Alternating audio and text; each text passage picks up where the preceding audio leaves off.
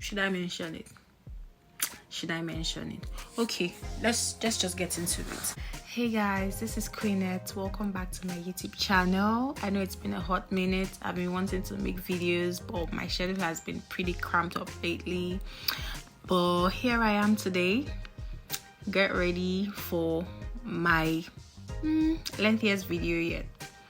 So today I'm going to be talking about going to a different country or moving to a different country as a baker. As some of you know, I used to bake cakes back home, cakes and pastries. Now I'm in the UK. I still do that.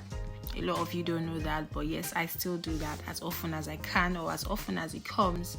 So I'm going to be talking about my experiences so far, and if this video is for you about to make that move, or you just moved and you're trying to get insight or trying to get an idea of what it's like, this is just my 2 cents. And this video is actually birthed from someone who talked about a baker who had moved and her cakes weren't looking exactly the same, and I gave her a few reasons why that could be the cause, which may not or may be the reason why. I don't know the baker, but it was just my opinion, which is why I'm going to be talking about that today. So the first reason that I'm going to be talking about today, let me start from the most obvious reason: dealing with your new environment. So you move to a new country, it's a new terrain, you probably don't know that many people. You probably get to meet people as time goes on.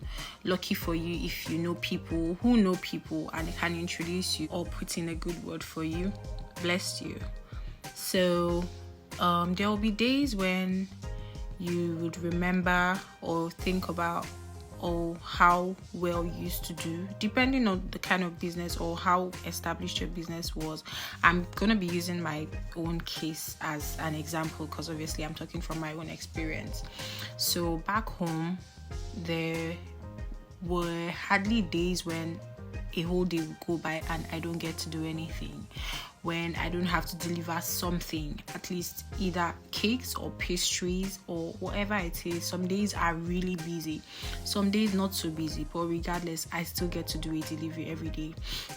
And then you come here, first of all, you're trying to understand the new environment, which is nothing like what you're used to. Trust me, it's a huge change to deal with. It's a really big change to deal with. I may not be able to explain it as well, because there are just some things that only the experience will help you understand. There's hardly any baker that has moved that I have seen or encountered that hasn't felt that different, because obviously your life is taking a very rapid turn, because you're going from thinking of how do I meet up this client's order, what do I do with this client's order, what do I do, how do I deliver this, meeting up deadlines and things like that, to trying to chart a different path for yourself, which is obviously not what you do every day.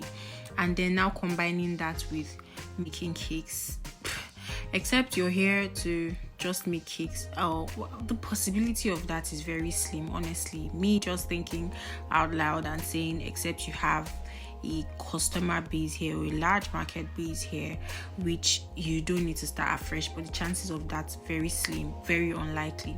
So you're most likely going to come here and try and start a new life.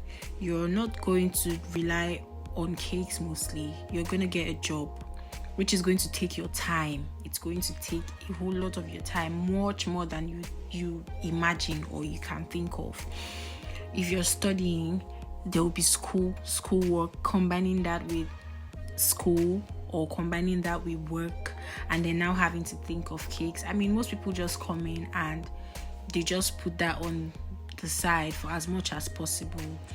But basically, there will be a lot of change that you'll be dealing with, thinking of what your life used to be if you're the type that used to enjoy that life, coming here and doing completely different things that you're not used to. You probably won't enjoy immediately because it's just not what you're used to. So that is number one. That can be a very big factor which can affect the turnout of your cakes or the turnout of your end product. So moving on, remember I said I'm talking from a lady that tweeted something. At the time when I was replying her, I thought an issue that I was having at the time was because of the weather. There's probably that. When it's cold, your cakes tend to dry out faster. That's weird, right? Yeah. Because our weather back home is hot, like 30 something degrees, and I feel like somewhere in that heat it helps your cake retain its moistness instead of drying out too fast. Because the same experience that you have in a fridge situation, for example, if you don't wrap your cakes properly and you put it in the fridge, it will tend to dry out or crust on the outside in the fridge.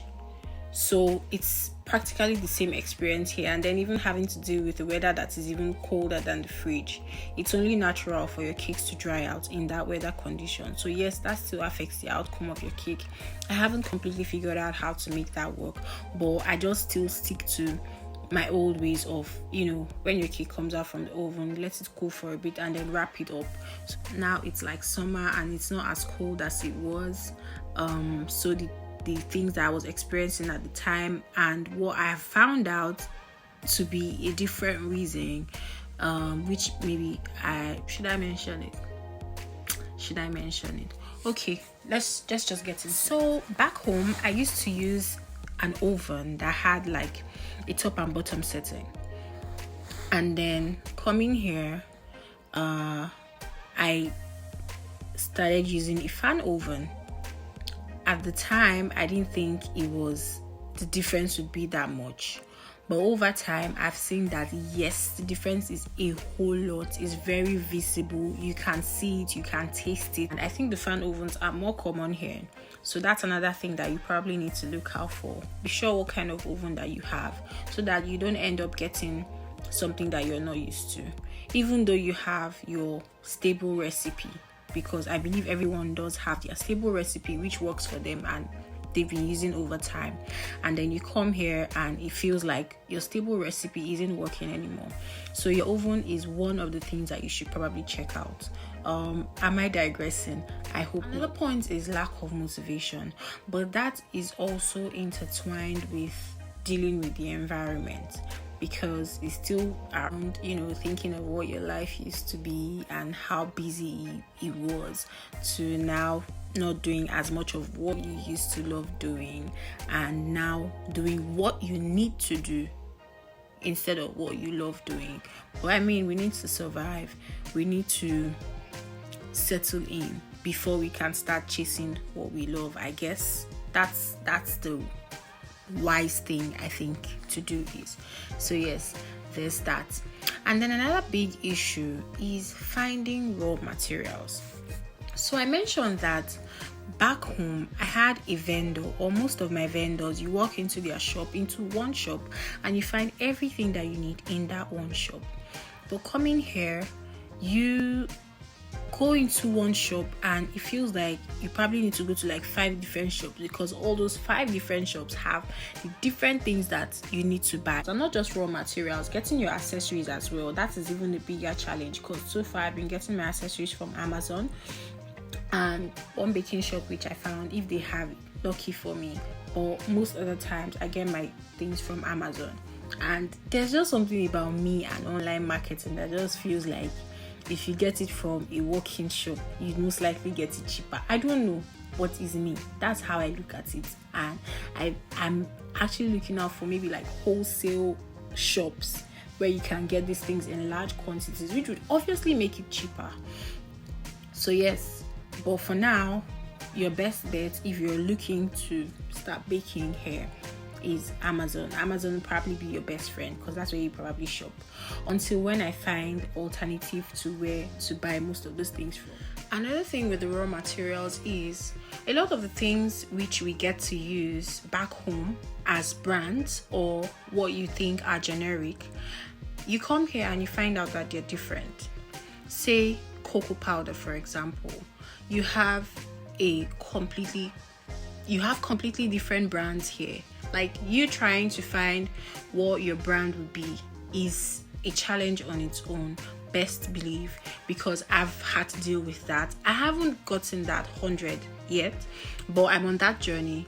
My most challenging so far would be my red velvet cake, because I had brand options back home that I used for my red velvet cakes, and then I come here and I don't find any of those here.